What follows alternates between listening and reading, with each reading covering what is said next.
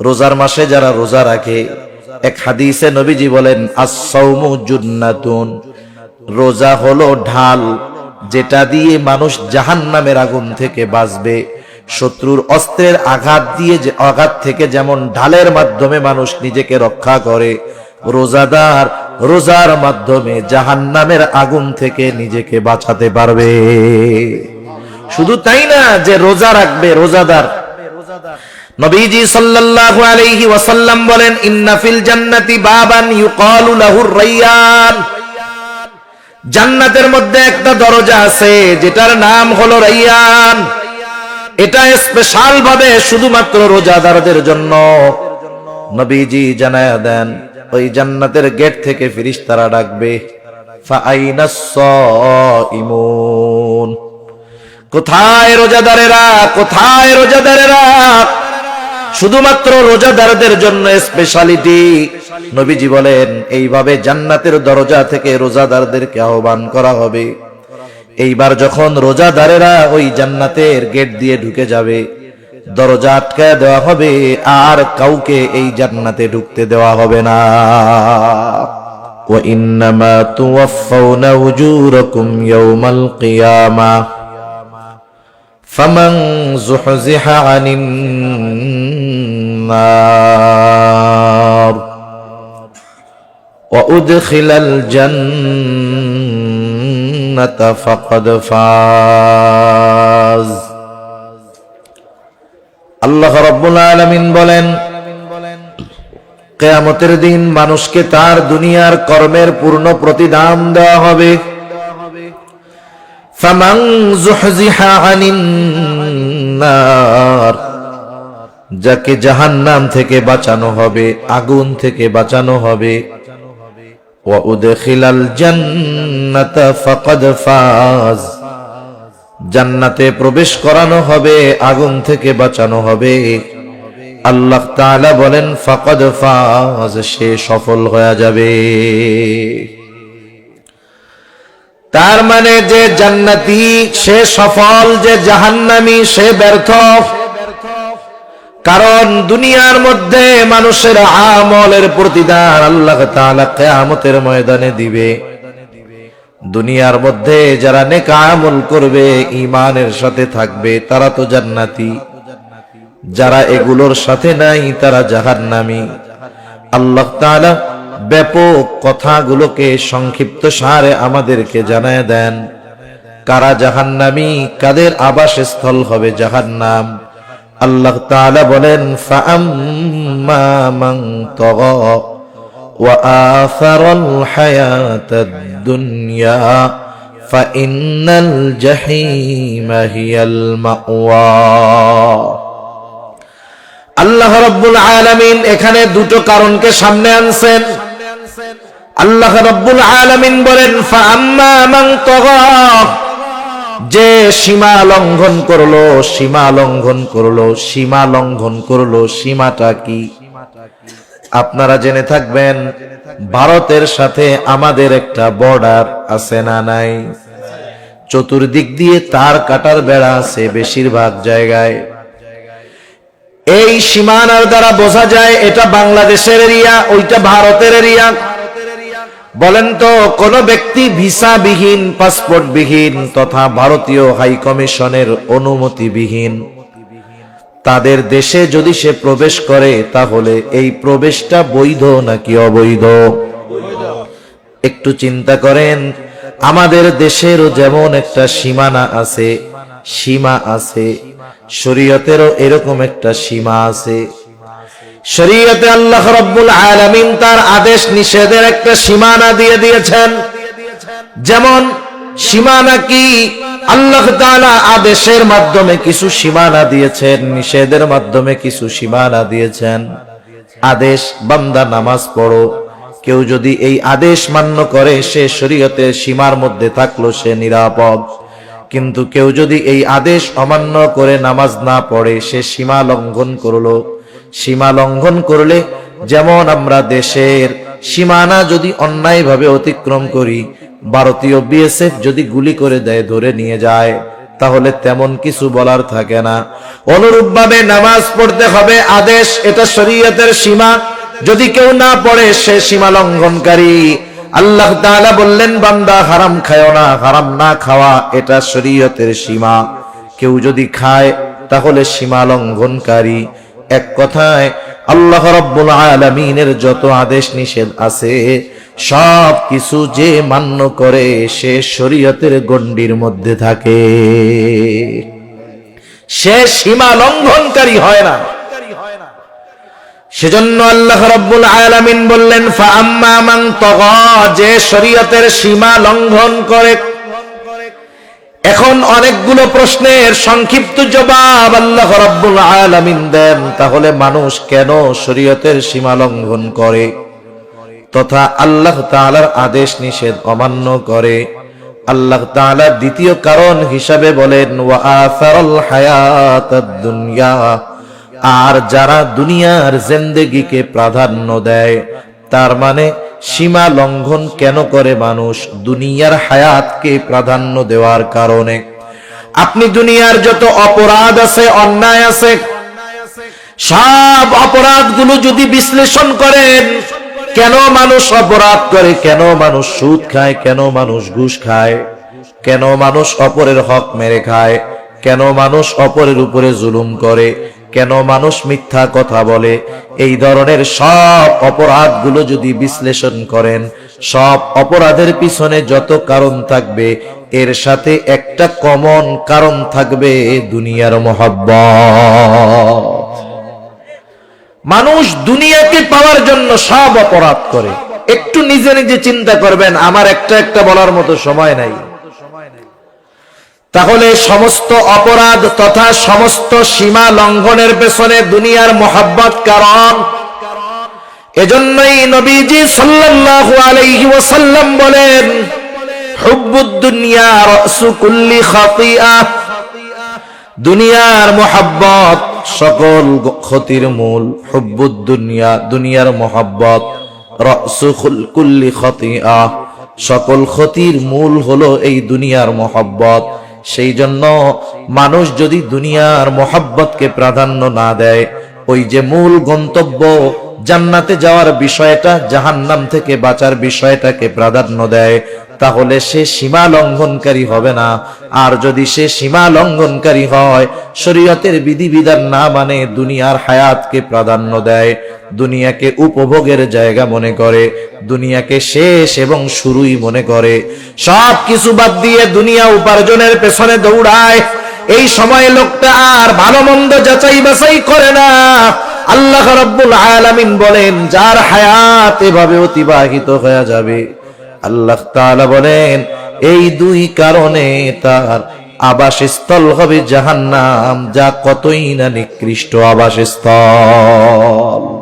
ফাইন্নাল জাহিমা হিয়াল মাওয়া, জাহিম ওই জাহান্নাম হবে তার আবাসস্থল।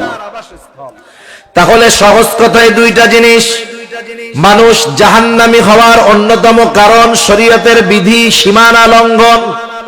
কেন মানুষ শরীয়তের সীমা লঙ্ঘন করে? এর মূল কারণ হলো দুনিয়া, দুনিয়া।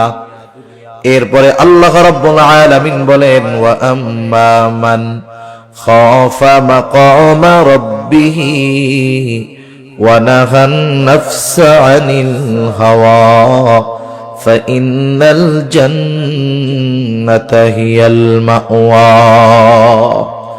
আল্লাহ রাব্বুল আলামিন এরপরে বলেন ওয়া আম্মা মান খাফা মাকামা রাব্বিহি, যার তার রবের সামনে দণ্ডায়মান হওয়ার ভয় যার সামনে আছে, যার গোটা জীবনের হিসাব নিকাশ আল্লাহর সামনে দিতে হবে, এই চিন্তা এই ভয় যার দুনিয়ার মধ্যে আছে, যে আমি যেই কাজ করি, যেই কর্ম করি, যেই আমল করি, আমার সব কর্মের হিসাব আল্লাহর সামনে দিতে হবে। বলেন তো এই চিন্তা যার মধ্যে আছে, এই ভয় যার মধ্যে আছে, সে শরীয়তের সীমা লঙ্ঘন করবে?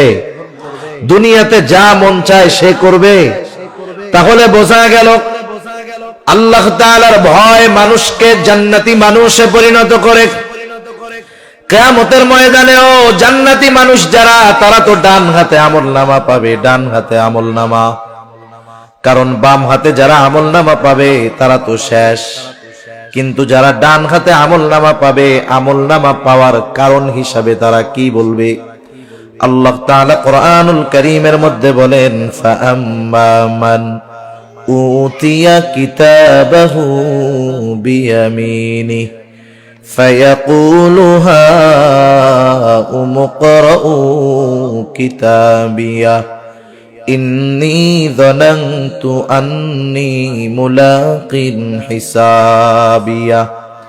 আল্লাহ রাব্বুল আলামিন বলেন, যারা ডান হাতে আমলনামা পাবে তারা জান্নাতি, কিন্তু যারা ডান হাতে আমলনামা পাবে তারা কত আনন্দিত। তারা আমলনামা পাবার পর তারা মানুষদেরকে বলবে, ফায়াকুলু হাউম ইকরাউ কিতাবিয়া, এই তো আমার কিতাব, পড়ো তোমরা আমার কিতাব, পড়ো তোমরা আমার আমলনামা। সে ডান হাতে আমলনামা পাবার কারণ হিসাবে বলবে, ইন্নী যানানতু আন্নী মুলাকিন হিসাবিয়া, আমি এই ব্যাপারে দৃঢ় ধারণা রাখতাম, দৃঢ় বিশ্বাস রাখতাম যে আমাকে আমার কর্মের হিসাবের মুখোমুখি হওয়া লাগবে। ওই ভয় তার যে আল্লাহর সামনে আমাকে দাঁড়াতে হবে, আল্লাহর সামনে আমার গোটা জিন্দেগীর কর্মের হিসাব নিকাশ দেওয়া লাগবে। এই চিন্তা, এই ভয় যার মধ্যে আছে, সাথে সাথে যার মধ্যে এই ভয় আছে যে আমাকে আমার গোটা জীবনের কর্মের হিসাব আল্লাহর সামনে দিতে হবে, বলেন তো তার মন যা চায়, নফস যা চায়, সে কি সেটা করবে? করবে না। কারণ নফস হলো এমন এক জিনিস, ওইটা ভালো কাম সহজে করতে চায় না, ও মন্দ কাজ করতে চায়, গোনার দিকে টানে। দুই দিকে ভয়, যদি গোনায় যাই আমি আল্লাহর সামনে কি বলবো, করি আল্লাহর সামনে কি বলবো। এজন্য আল ঈমানু বাইনাল খাউফি ওয়ার রাজা, আশা এবং ভয়ের মাঝে ঈমান।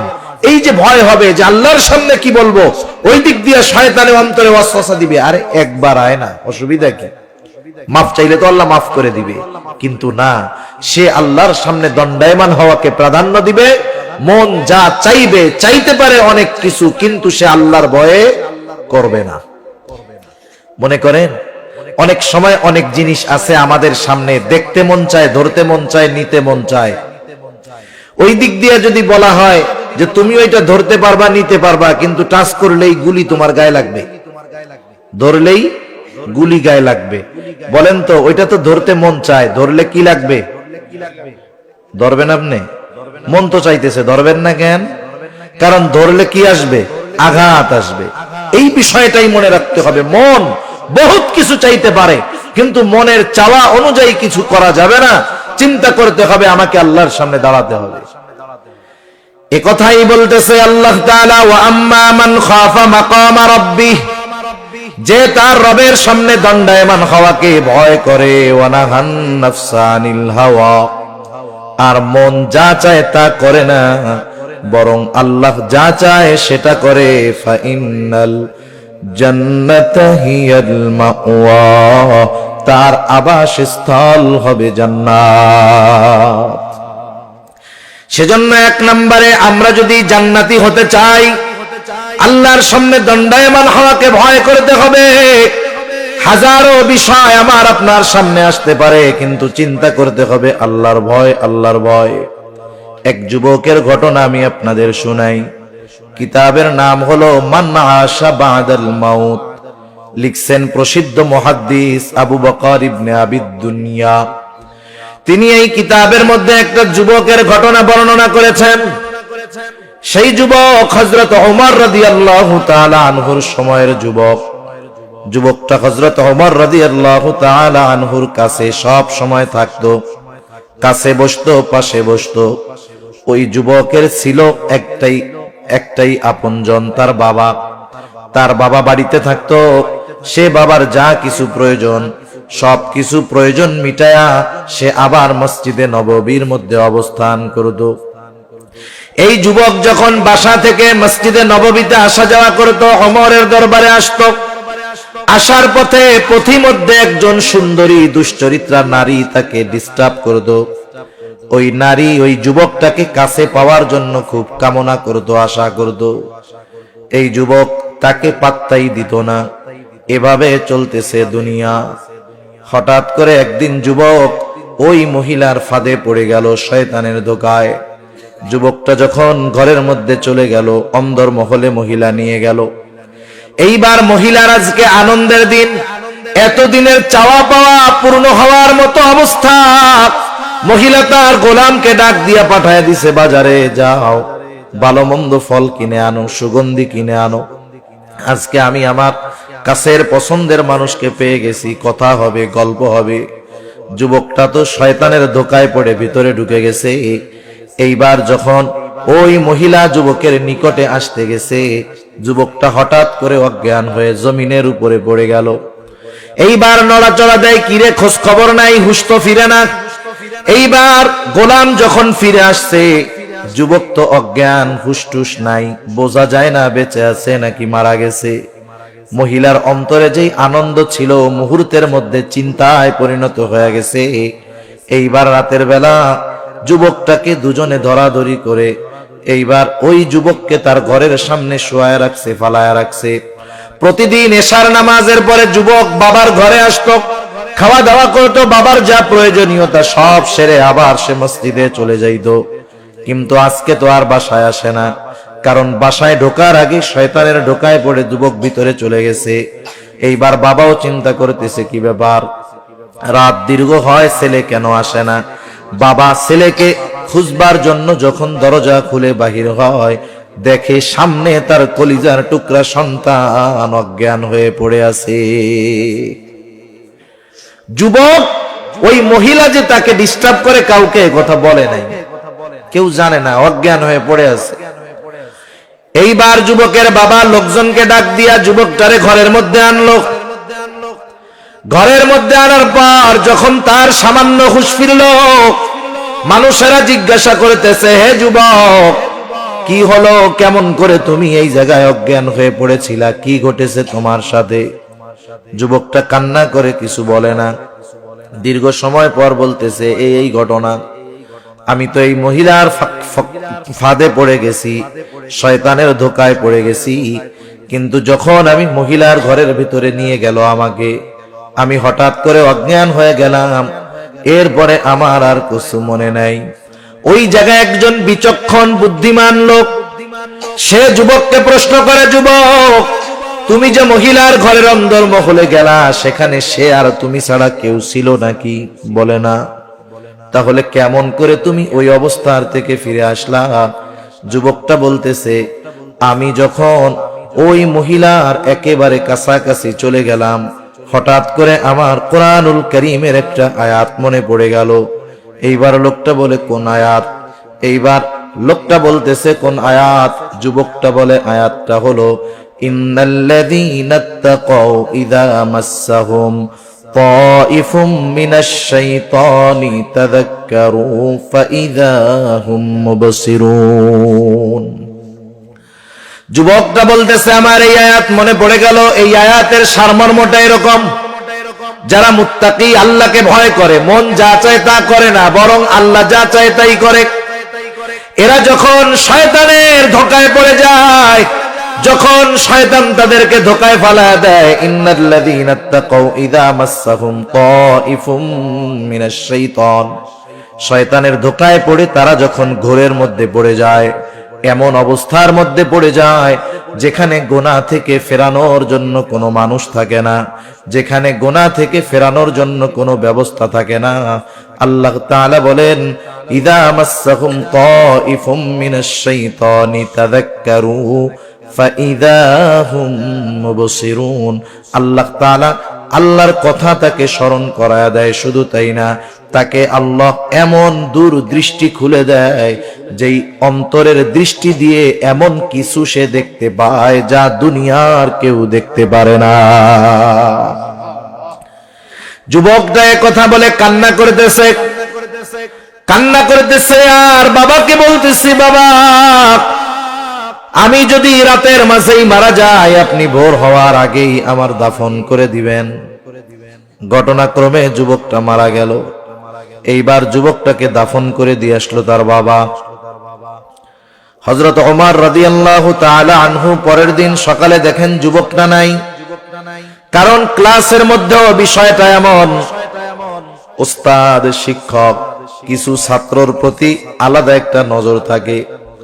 সবাই আসছে, ওই ভালো ছাত্রটা আসে নাই। শিক্ষক বলে তোদের পড়ায়া কি হবে, যারে পড়ামো সেই তো আসে নাই, পড়া আগের জায়গায় থাকলো। বলে না এরকম? আরে যারে পড়াবো সেই তো আসে নাই, তাহলে থাক, কালকের পড়া আবার।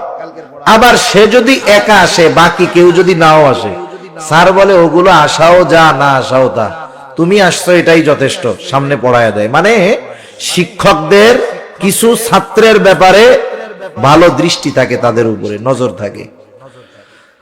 স্বাভাবিকভাবে যুবক মানুষ যদি নেককার হয়, ভালো হয়, পরহেজগার হয়, এলাকার মানুষও তাকে মহব্বত করে, ভালোবাসে, মানুষের নেক নজরে সে থাকে।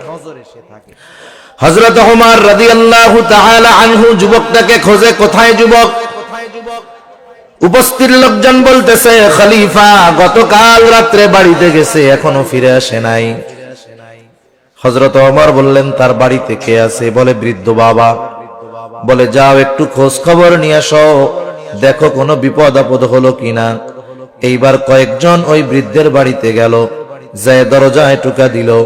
ওই যুবকের বাবা দরজাটা খুলে দিল, জিজ্ঞাসা করে আপনার ছেলেটা কোথায়? এইবার ওই মুরব্বী সব ঘটনা খুলে বলল, এইভাবে শয়তানের ধোকায় পড়ে এই হয়েছে, ওসিয়ত মুআফিক ফজরের আগেই তাকে আমরা দাফন করে দিয়েছি। এইবার ঘটনাটা শুনে এইবার তারা হযরত ওমর রাদিয়াল্লাহু তাআলা আনহুর কাছে গিয়ে বলল, এই ঘটনা। এইবার ওমর রাদিয়াল্লাহু তাআলা আনহু চিন্তা করলেন, আল্লাহ তাআলা তো কোরআনুল কারীমের মধ্যে বলছে, যারা আল্লাহর সামনে দণ্ডায়মান হওয়াকে ভয় পায় তাদের জন্য দুইটা জান্নাত। কয়টা জান্নাত?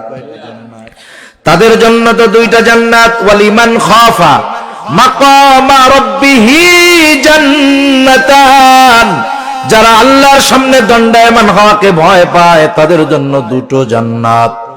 এইবার হযরত ওমর রাদিয়াল্লাহু তাআলা আনহু তিনি চিন্তা করতেছেন, এই যুবক আল্লাহর ভয়ে এত কাছে গিয়েও গুনার থেকে ফিরে আসছে, একটু জানতে মন চায় যে সে কি এই দুই জান্নাতের মালিকানা পেল কিনা। হযরত ওমর সাধারণ কোনো মানুষ নয়, এ তো এই ওমর যিনি মসজিদে নববীর মেম্বারে বসে ওই 1000 মাইল দূরে থাকা সৈন্যদেরকে দিক নির্দেশনা দেয়। হাজার হাজার মাইল দূরে সৈন্যবাহিনী, হযরত ওমর রাদিয়াল্লাহু তাআলা আনহু মসজিদে নববীর মেম্বারে দাঁড়ানো, তিনি খুতবা দিচ্ছেন। সৈন্যবাহিনী 1000 মাইল দূরে দাঁড়ানো, মুসলিম সৈন্যবাহিনীর অপোজিটে কাফের সৈন্যবাহিনী আসতেছে। হযরত ওমর খুতবার মধ্যে হঠাৎ করে বললেন, ইয়া সারিআতাল জাবাল, এই পাহাড়ের ওই পাশে সৈন্য আছে, কিন্তু বাহিনী আছে কোথায়? 1000 মাইল বেশি হবে দূরে, উনি আছেন মসজিদে নববীতে। এই ওমরের নজর এমন নজর, 1000 মাইল দূরের বিষয় আল্লাহ তাআলা তার সামনে নিয়ে আসছে। এই ওমরের গলার আওয়াজ এমন আওয়াজ 1000 মাইল দূরে পৌঁছায় গেছে। ওই সেনাবাহিনীর যিনি প্রধান ছিলেন তিনি ছিলেন 1000 মাইল দূরে, কিন্তু ওমর রাদিয়াল্লাহু তাআলা আনহুর এই নির্দেশ তিনি 1000 মাইল দূর থেকে স্পষ্ট শুনতে পেয়েছে।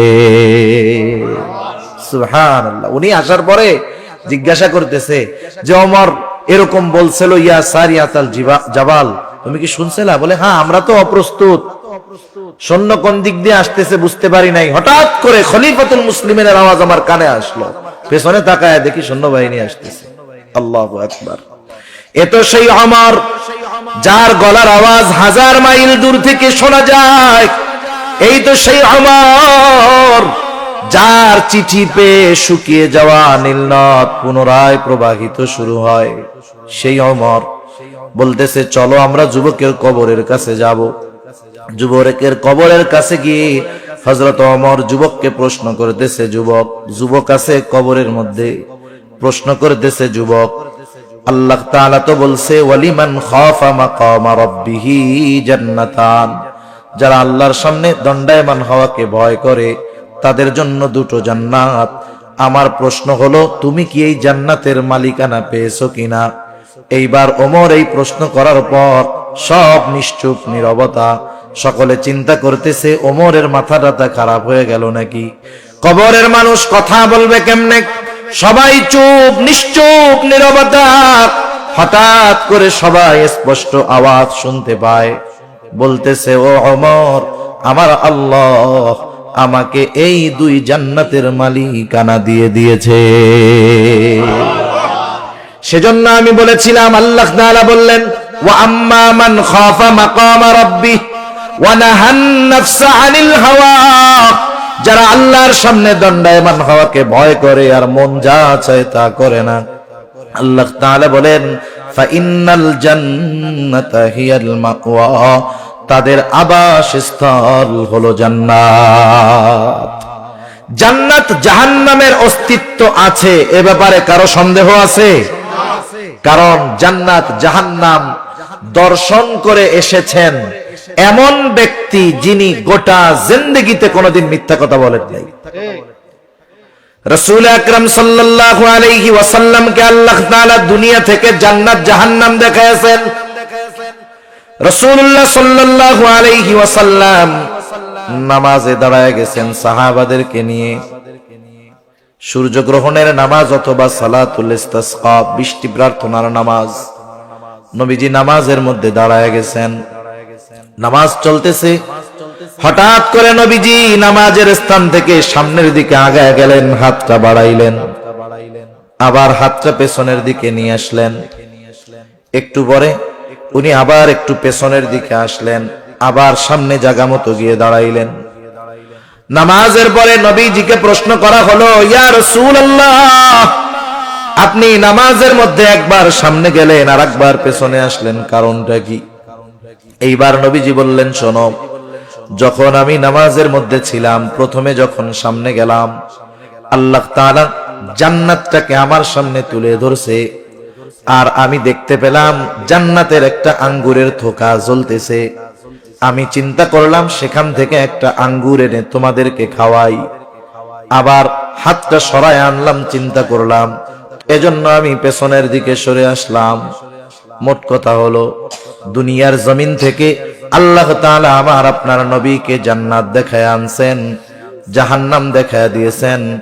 সাথে সাথে আল্লাহ রাব্বুল আলামিন আমার আপনার নবীকে মেরাজে নিয়ে জান্নাত এবং জাহান্নামের সব অবস্থা আল্লাহ তাআলা দেখায় আনছে। সেজন্য আমরাও জান্নাতে যেতে চাই, আমরাও জাহান্নাম থেকে বাঁচতে চাই। আমি জান্নাতের নাজ নেয়ামতের বর্ণনাও বলবো না, জাহান্নামের কষ্টের কথাও বলবো না। শুধু এগুলো পাওয়ার জন্য কি করণীয়, বাঁচার জন্য কি করণীয়, আমি 2-4টা কথা বলে শেষ করে দিব। জান্নাত যদি পেতে চাই কি করণীয়, জান্নাত যদি চাই আমরা, হাদিসের মধ্যে আসছে নবীজি সাল্লাল্লাহু আলাইহি ওয়াসাল্লাম বলেন, তোমরা আল্লাহ তাআলার কাছে জান্নাতুল ফেরদাউস চাইবা, কারণ জান্নাতুল ফেরদাউস হলো স্পেশাল জান্নাত। রাসূল আকরাম সাল্লাল্লাহু আলাইহি ওয়াসাল্লাম জানায় দিয়েছেন, জান্নাতুল ফেরদাউস চাইবা। জান্নাতুল ফেরদাউস যদি চাই আমাদের কি দরকার? আল্লাহ তাআলা বলেন, ইন্নাল্লাযীনা আমানু ওয়া আমিলুস সালিহাত কানাত লাহুম জান্নাতুল ফিরদাউসি নুজুলা। জান্নাত পাওয়ার জন্য 2টো জিনিস দরকার। 1 নাম্বার ঈমান দরকার, শিরিক মুক্ত ঈমান। 2 নাম্বার দরকার আমলে সালেহ, তথা ওই আমল যেই আমল একমাত্র আল্লাহর জন্য করা হয়, এই আমল দরকার। এটা হতে পারে নামাজ, এটা হতে পারে রোজা, এটা হতে পারে যাকাত। সেজন্য প্রত্যেকটা নেক আমল যেটা আল্লাহর জন্য করা হয়, এটা জান্নাতে যাওয়ার জন্য সহায়ক। যেমন সামনে অল্প কিছুদিন পর আসতেছে রমাদান মাস, রোজার মাস। রোজার মাসে যারা রোজা রাখে, এক হাদিসে নবীজি বলেন, আস-সাওমু জুন্নাতুন, রোজা হলো ঢাল, যেটা দিয়ে মানুষ জাহান্নামের আগুন থেকে বাঁচবে। শত্রুর অস্ত্রের আঘাত দিয়ে, আঘাত থেকে যেমন ঢালের মাধ্যমে মানুষ নিজেকে রক্ষা করে, রোজাদার রোজার মাধ্যমে জাহান্নামের আগুন থেকে নিজেকে বাঁচাতে পারবে। শুধু তাই না যে রোজা রাখবে রোজাদার, নবীজি সাল্লাল্লাহু আলাইহি ওয়াসাল্লাম বলেন, ইন্না ফিল জান্নাতি বাবান ইউকালু লাহুর রায়্যান। জান্নাতের মধ্যে একটা দরজা আছে যেটার নাম হলো রাইয়ান। এটা স্পেশাল ভাবে শুধুমাত্র রোজাদারদের জন্য। নবীজি জানায়া দেন, ওই জান্নাতের গেট থেকে ফেরেশতারা ডাকবে, ফাআইনাস সাইমুন, কোথায় রোজাদারেরা, কোথায় রোজাদারেরা? শুধুমাত্র রোজাদারদের জন্য স্পেশালিটি। নবীজি বলেন, এইভাবে জান্নাতের দরজা থেকে রোজাদারদেরকে আহ্বান করা হবে। এইবার যখন রোজাদারেরা ওই জান্নাতের গেট দিয়ে ঢুকে যাবে, দরজা আটকায় দেওয়া হবে, আর কাউকে এই জান্নাতে ঢুকতে দেওয়া হবে না। তাহলে আমি যে কথা সোজা বলতে চাচ্ছি, যে আমাদের ঈমানকে পরিশুদ্ধ করা, সাথে সাথে নেক আমল করা, নামাজ, রোজা, হজ, যাকাত, যত ভালো কাজ আছে সব ভালো কাজগুলা হলো জান্নাতে যাওয়ার পাথেও। মনে রাখবেন, মানুষের কিন্তু ভালো কাজ করার জন্য নফস সায় দেয় না। কিন্তু নফস যদি বলে, আরে ফজরের নামাজে উঠা কষ্ট করে নামাজ পড়বি, আর একটু শুয়ে দেখ, নফসে তো এটা বলবে। কিন্তু আমি কি নফসের তাবেদারি করব না আল্লাহর হুকুম মানব? নফসের সাথে লড়াই করতে হবে আমাদের। তাহলে কি হবে? জান্নাতে যাওয়া সহজ হবে।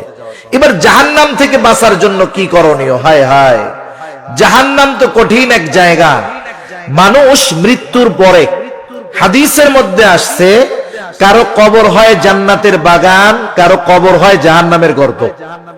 কারো কবর হয় জাহান্নামের গর্ত, কারো কবর হয় জান্নাতের বাগান। যার কবর জান্নাতের বাগান হবে, সে মনে করবে এটাই মনে হয় জান্নাত। খুশির ঠেলায় মনে করবে আমি তো জান্নাতে চলে আসছি। এবার ফেরেশতা এসে বলবে, আরে না মিয়া, এটা জান্নাত না, তোমার আসল অবস্থান স্থল জান্নাত, সেটা তো তুমি আরো পরে পাবা। কিয়ামত কায়েম হবে, এরপরে তোমাকে তোমার আসল ঠিকানায় দেওয়া হবে। আর তুমি যেটা দেখতেছো এটা জান্নাতের তুলনায় কিছুই না। অথচ সে মনে করতেছিল জান্নাত, কারণ এর চাইতে নেয়ামতের কিছু আর হতে পারে না। আবার কারো কারো কবর হবে জাহান্নামের গর্ত, কারো কবর হবে জাহান্নামের গর্ত। সে মনে করবে এটাই মনে হয় জাহান্নাম। তাকে জানানো হবে না, তোমার আসল আবাসস্থল তো এটা নয়। জাহান্নামের শাস্তির তুলনায় তোমার কবরের এই শাস্তি কিছুই না। এইবার ওই লোকটা বলবে, আল্লাহ আপনি কিয়ামত কায়েম কইরেন না, আপনি বিলম্ব করেন।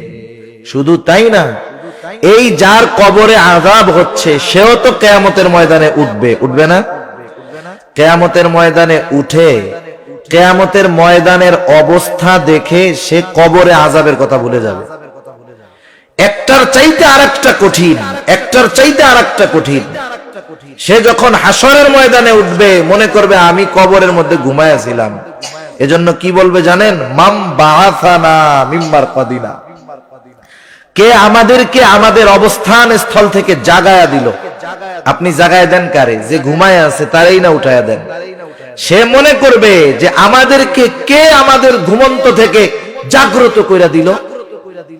অথচ সে কবরে আযাবে ছিল। শুধু হাসরের অবস্থা দেখে ও চিন্তা করবে কবরে তো জান্নাতে ছিলাম।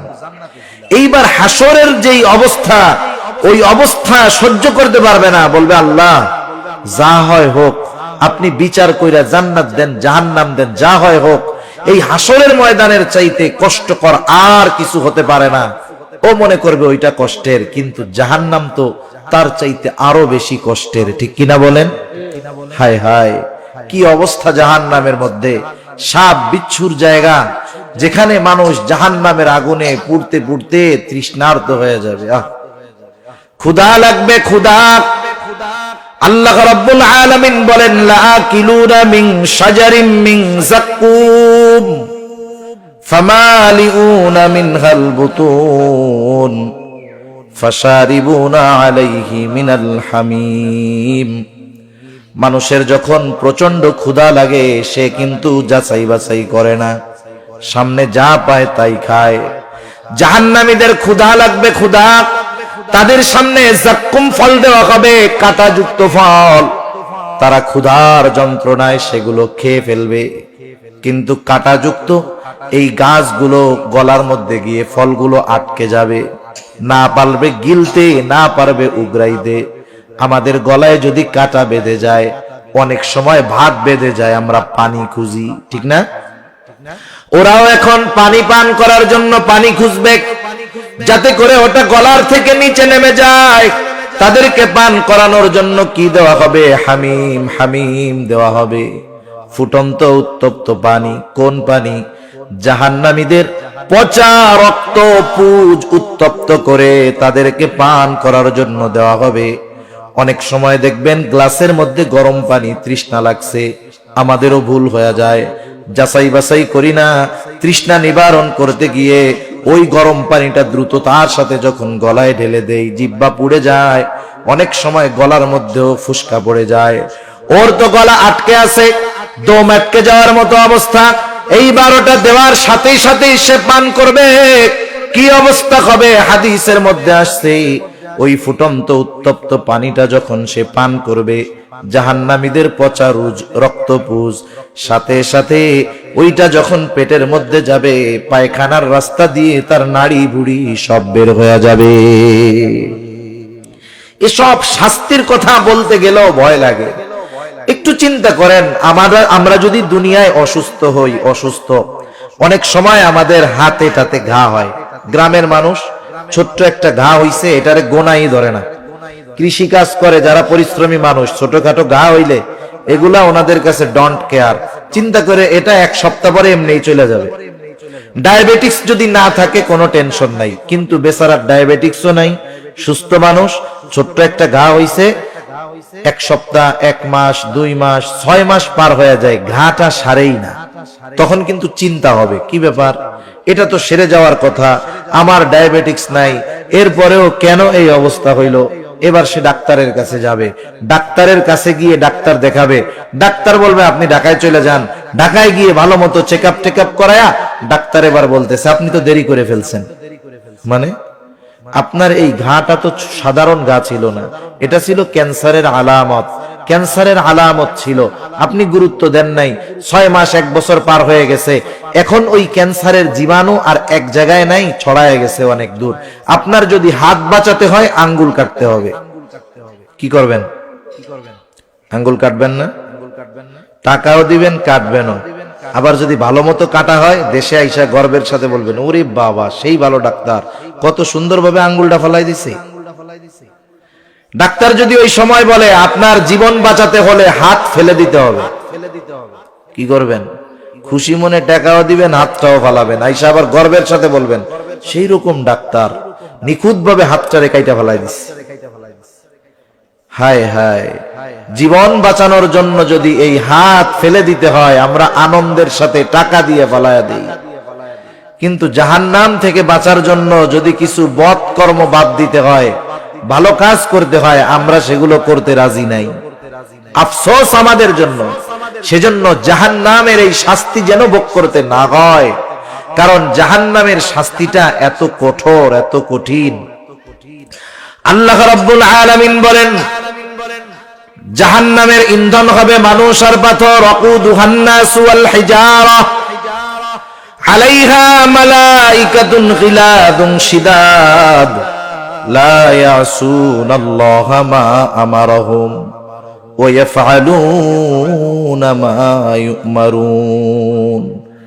আল্লাহ রাব্বুল আলামিন বলেন আলাইহা মালাইকাতুন গিলাদুন শিদাদ, জাহান্নামের ইন্ধন হলো মানুষ আর পাথর, ওয়াকুদুহান নাসু ওয়াল হিজারা আলাইহা মালাইকাতুন গিলাদুন শিদাদুন লা ইয়াসুনাল্লাহা মা আমারহুম, সেইখানে আছে একদল কঠোর স্বভাবের, রুক্ষ স্বভাবের ফেরেশতা, গিলাদুন শিদাদ লা ইয়াসুনাল্লাহা মা আমারহুম ওয়া ইয়াফআলুনা মা ইউমারুন।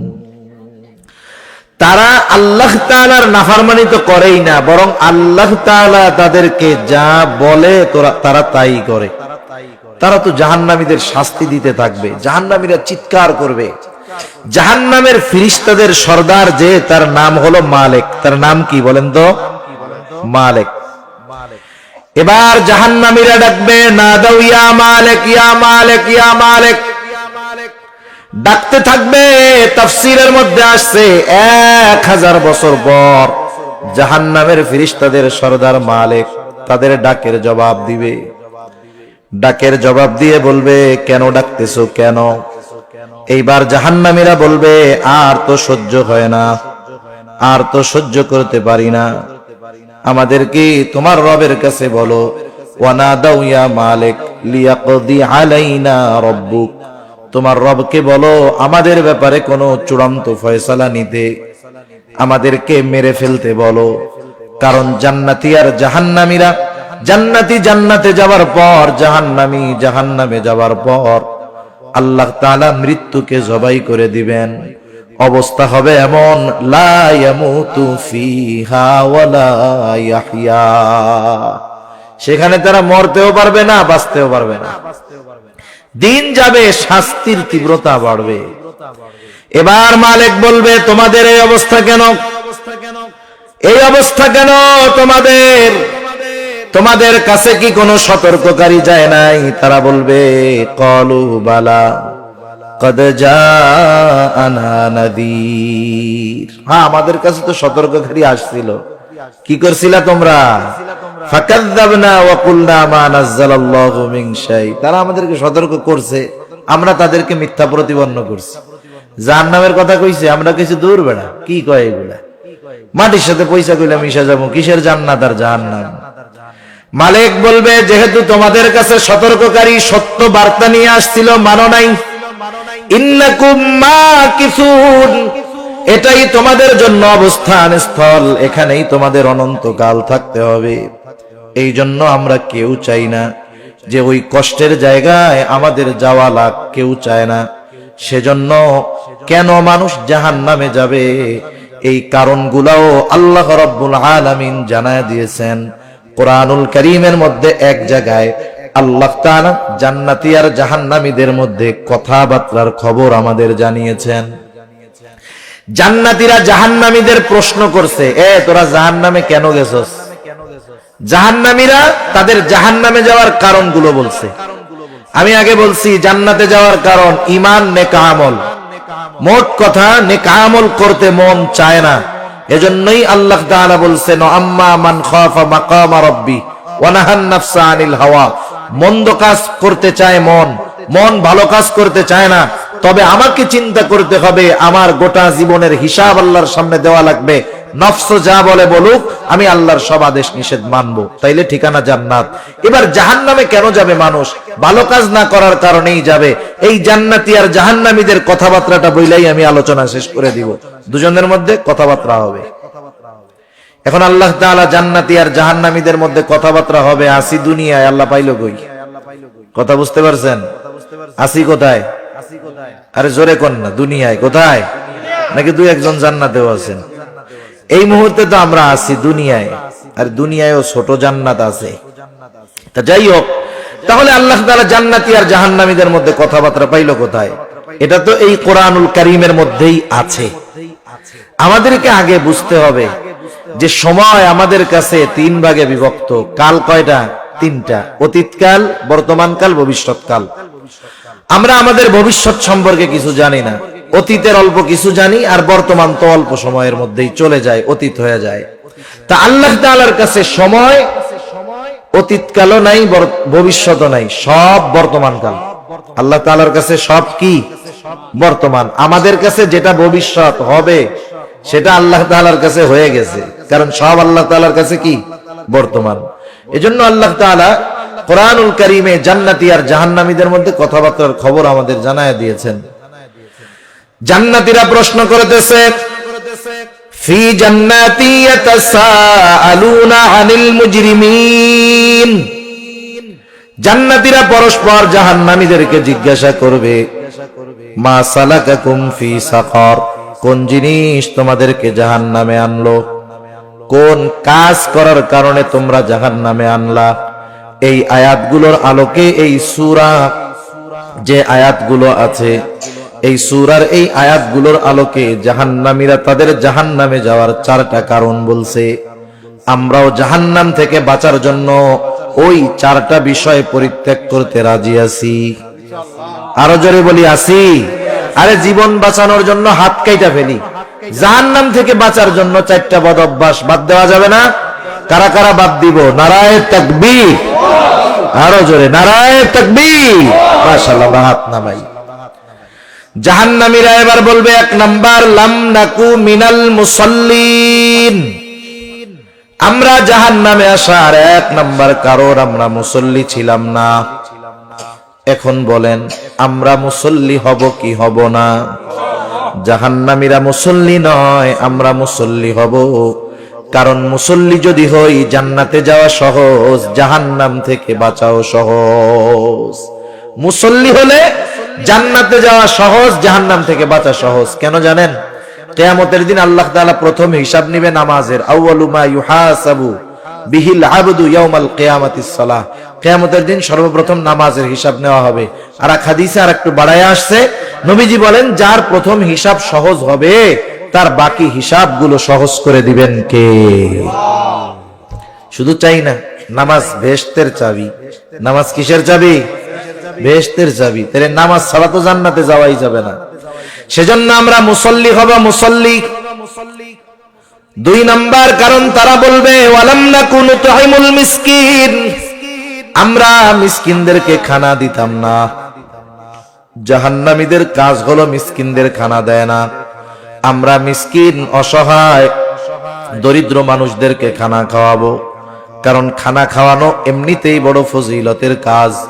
আল্লাহর জন্য আপনি যদি একজন কোটিপতিকেও খানা খাওয়ান, আল্লাহর জন্য ফজিলত আছে। আবার আপনি যদি মিসকিনকে খানা খাওয়ান, দুনিয়ারও লাভ আছে।